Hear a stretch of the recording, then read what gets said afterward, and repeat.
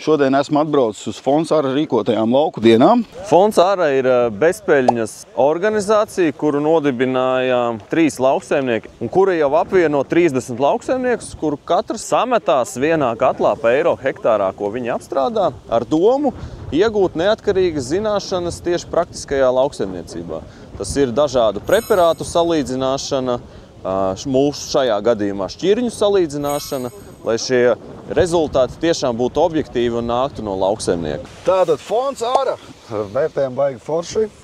Prieks bija redzēt ļoti daudz šķirņu, salīdzinājums vienu vietu, kā arī satikt selekcionārus un uzdot kādus konkrētus jautājumus tieši viņiem. Kāds, Sergej, vērtē šādu neatkarīgo, tā teikt, izmēģinājumu lauciņu?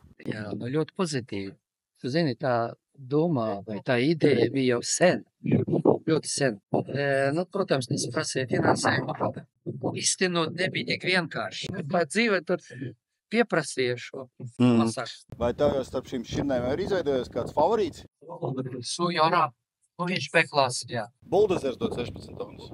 Bija par viņu runāja. Jā. Esmu noķēris Fonda Ara dibinātāju Jāni. Kā tu vērtē? Pirmais gads, pirmie pētījumi. Cik kā secinājumi jau ir pirmie tādi, kad ir liels prieks, kad atsaucība ir. Un otra lieta, arī tie paši izmēģinājumi, rezultāti, kad veidojās kaut kādi, tomēr jau ir 4 izmēģinājumi. Kā lai saka, mums tas sākuma uzstādījums bija, ka mēs tā lietai, ja mēs pieejam nopietni, nevis kaut kāds 1 gada izmēģinājums, 2 gadi, bet mēs taisam vairāk gadu izmēģinājums, un zemnieki to atbalsta, un tas baigais gandarījums.